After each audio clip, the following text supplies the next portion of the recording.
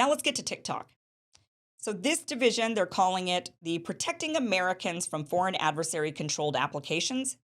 Foreign adversary control, they're saying the term foreign adversary controlled application means a website, desktop app, mobile app, or augmented or immersive technology app that is operated directly or indirectly, including through a parent company, subsidiary, or affiliate, by ByteDance, TikTok, a subsidiary or a successor to either ByteDance or TikTok, or one that is controlled by ByteDance or TikTok, or any entity owned or controlled directly or indirectly by an entity identified to be affiliated with ByteDance and TikTok. So they're kind of covering all their bases on if you're ByteDance or TikTok, then you are now a foreign adversary.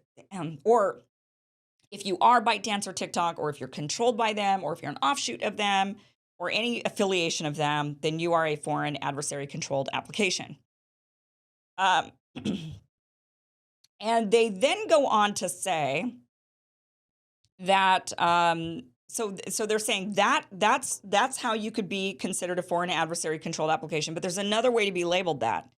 And it says, or a covered company that is controlled by a foreign adversary and that is determined by the president to present a significant threat to the national security of the United States following the issuance of a public notice proposing such determination and a public report to Congress submitted not less than 30 days before such determination, describing the specific national security concern involved and containing a classified annex and description of what assets would need to be divested to execute a qualified divestiture.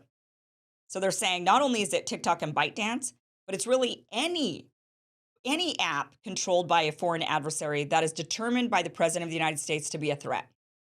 So they built that in that they can extend and expand this beyond TikTok and ByteDance, but they could any foreign controlled app. But now here's where the reporting and the misreporting comes in. So a lot of people are freaking out about this particularly because this does extend the president's power beyond TikTok.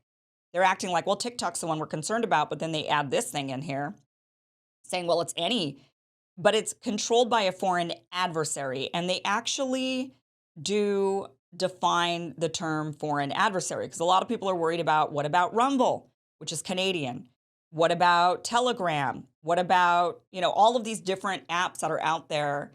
And they're maybe like Telegram is United Arab Emirates, Rumble is Canadian, right? So people are worried about these other apps. And can then the president of the United States say, well, this is owned by a foreign adversary, and so therefore we can shut these apps down? No. They did build into this bill. I mean, it's flexible and anything can change, but they did build into the bill a definition for foreign adversary country. And a foreign adversary country is a country specified in Section 4872D2 of Title 10 of the United States Code, which says North Korea, China, Russia, and Iran, very specifically. Those are the countries that if an app is coming from there, then it could be considered a foreign adversary and the president could shut that down. So now they could expand that list. Of course, they can. It's not likely they're going to expand it to Canada. It's not likely they're going to expand it to the United Arab Emirates, although that's more likely than Canada.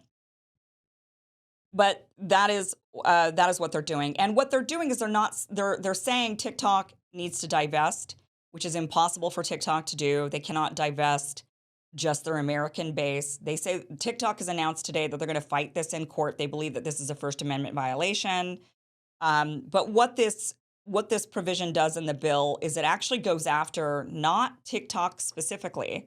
It goes after like Apple. It goes after any platform that's going to distribute the app. So wherever you download your apps, wherever the server is for these apps, it goes after the servers, it goes after the app stores. That's who it goes after. And it tells those app stores that if they don't shut down the offering of these apps and the services to these apps, if within 6 months, if TikTok does not divest, then they're going to be fined $5,000 by the number of users within the land or maritime borders of the United States.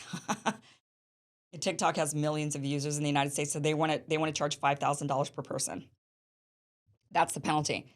So that would swiftly make companies like Apple remove TikTok from the App Store, no longer update it, no longer service it. Same thing with servers that are based in the United States. Now, of course, this is only for those based in the United States. So if they're based outside of the country, then they still can service the app, but anything based in the United States cannot. They also say the same thing about data. You know, if there's any sort of, they're saying that there's like, if they do certain things when it comes to the data of users, then they're fined $500 every time for every number of user within the land of or the maritime borders of the United States. So there's a lot of penalties, but those penalties are not on TikTok. The penalties are on the American companies that are platforming TikTok. So that's how they're doing it. So that's the bill, guys. That's what's in this bill. Wanted to break this down for you. It's you know, it doesn't. I mean, it's you know, they lie. I mean, there's nothing else to say, but they lie. They lie to us about the loan. They lie to us about it has aid for the Palestinians. They lie to us and tuck in things like TikTok ban. And I would love to see them ban TikTok. I would love to see how well that goes over with the U.S. public. And I think TikTok should call their bluff, honestly, and just say, all right, try us. We dare you to ban us. We dare you and see what happens. If these kids, how the uprising in the United States is going to be when you ban TikTok and they realize they're no longer living in a free country. I think they should just call their bluff and see what happens. Because if they actually do what Congress wants and they start the divestiture process or they start to try to compromise in some way, this is just the beginning, not the end. There will be another, and there will be another, and there will be another, and we're just going to be eroding our free speech. Now, look, there's ways to protect our data from foreign adversary countries. First of all, you have to determine what data is which data you don't want them to have access to, that they probably already get through just advertisements and purchasing habits. And there's other ways for them to get that data. So I think that would have to be specified, and then the data itself could be protected without having to actually hinder our free speech rights and our ability to share messages with one another. The reality with TikTok is that 27 times more people were pro-Palestine on TikTok than Israel, and that was really the fundamental reason why this bill got wrapped up into this, why there's now this sudden big push to ban TikTok. It's because the Israelis know, the Zionists know, that they've got an age problem, that the young people are no longer in support of Israel, and so they're trying to shut us up. They're trying to shut people up. Yeah, so, you know, that is what is going on here. Hey, guys, thank you for watching this clip from the full Kim Iversen Show, which you could catch just by heading to that link down below, KimIversonShow.com. You can watch the full show from what you just watched, or you could catch the full show live Monday through Friday, live streams, 5 p.m. Pacific, 8 p.m. Eastern at KimIversonShow.com. See you then. Be sure to like, share, and subscribe. Never miss an episode. Never miss a clip. Never miss a segment. Thanks, guys.